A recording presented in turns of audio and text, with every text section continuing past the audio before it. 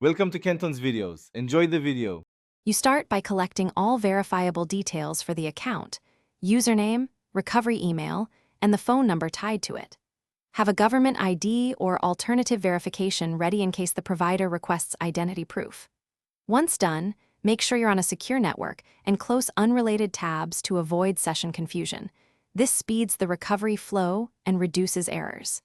These facts shorten the process and prove you are the legitimate owner, which most services require before a reset. Next, follow the provider's official recovery flow exactly. Click Forgot Password and enter your username or recovery email.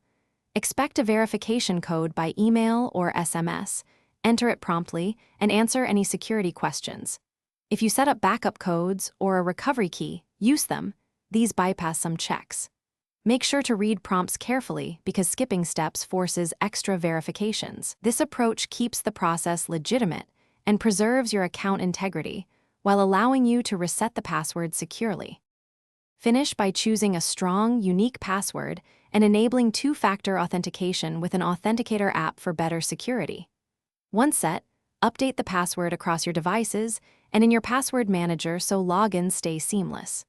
Export or print backup codes and keep them offline, and review account recovery settings to prevent future lockouts. If recovery fails, contact the service's support. Document case numbers and follow up. This troubleshooting step often resolves edge cases. Thanks for watching. Consider subscribing if we helped you.